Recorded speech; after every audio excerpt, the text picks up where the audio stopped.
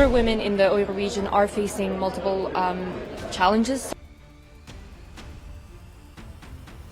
Uyghur women are also separated from their children, who are taken to state-run boarding schools where, they're eroded from their linguistic rights, cultural, religious rights as well. Most importantly, they're forcibly sterilized. I think this is a really grave concern that we have, is the forced sterilization that started in the recent years. I think right now the Chinese government has shown an unwillingness to listen to the international communities. The separation of over 1 million Tibetan children from their mothers and families, this is not right. There are actually many issues that women inside Tibet are facing.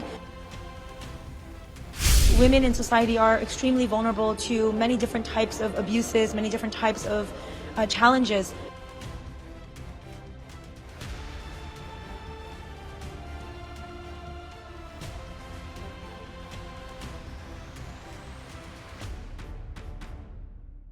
So what sort of issues the women in Xinjiang province is facing?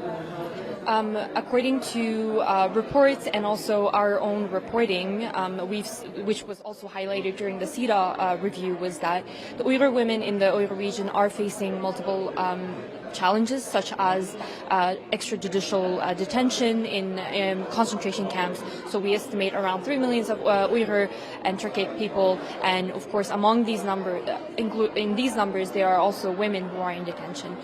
Beyond this, there is also coerced marriages of Uyghur women, between Uyghur women and Han men, who are also receiving incentives and subsidies from the government to encourage these inter-ethnic marriages.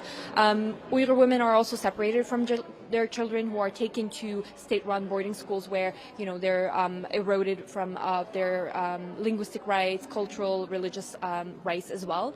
And then Uyghur women are also subjected to forced labor, where they work in small factories to produce, garment or other products and produce. Uyghur women are also discriminated in daily life, and most importantly, they're forcibly sterilized. I think this is a really grave concern that we have, is the forced sterilization that started in the recent years with this ongoing campaign that the Chinese government has been carrying, and also the violence, physical and mental violence, that they are facing inside these camps, according to witness testimonies. Do you believe that the China will implement the UN recommendations? I have very strong doubts that the Chinese government will be implementing these recommendations, because these recommendations are not new. These recommendations were highlighted, raised by a number of states, number of treaty bodies, number of UN experts since 2018, and none of them have actually been implemented in the region. The situation hasn't changed since 7 years, since this genocide has kicked off. So I strongly doubt, despite how China is trying to portray that it is trying to cooperate, it is willing to cooperate with the UN system, in reality it is not.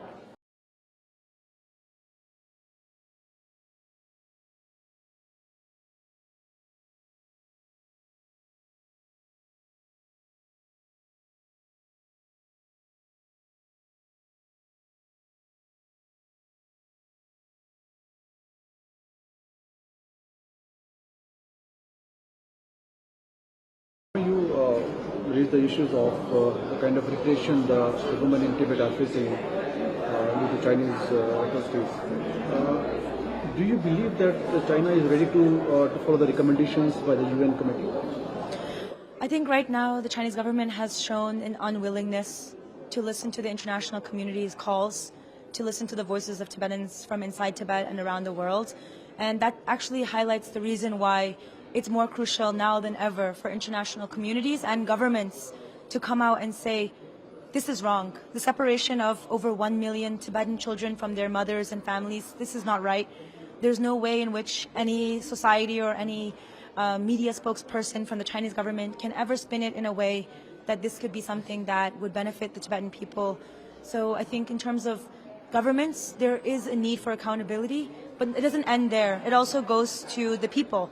the people of each country can also see and judge for themselves what they believe about this policy, and do they believe this policy to be of harm to children, to women, and to the society within Tibet. And if so, then I think that not only governments and the UN, but everybody in the world needs to take action and join into the cause of shutting down the colonial boarding schools inside Tibet. What sort of problems or the issues the women in Tibet are facing right now? There are actually many issues that women inside Tibet are facing. There were several that were raised by the recent review in the concluding statements from CEDAW, which is the committee, the Convention on the Elimination of Discrimination against Women. And so this committee that is focused on on upholding the rights of this convention had a treaty body review, and some of the really valuable ones that they raised were in regards to the separation of girls and women, like small girls and children, from their families and parents, as well as the confiscation of passports or the denial of passports on the basis of one's identity as a so-called ethnic minority. So if you imagine this in any society, maybe the community you live in, if there's someone who's classed by the government as an ethnic minority, and because of this very reason, they're denied the right to internal freedom of movement, and also the right to they don't have the right to a passport. And in terms of many of us from different societies, we see the undue grievances this will cause in the life of a woman. And women in society are extremely vulnerable to many different types of abuses, many different types of challenges, and not having the basic right to apply for a passport and know that you can get one from the country that claims to represent you internationally, that is a huge challenge. And the third one that was raised, that we talked about today, was the labor transfer programs and the vocational training programs. So many of these are forcible programs or coerced programs, which means that women who have, for generations and generations, over 10,000 years, their families have lived as nomadic or semi-nomadic peoples. So the practices of their culture and their identity have sustained the Tibetan plateau and the glaciers there, which actually provide water security for one-fifth of the world's population. So these are people that are living in India and Bangladesh and all around different regions. They're relying on the water that has been protected upstream for thousands of years by Tibetan women and Tibetan nomads.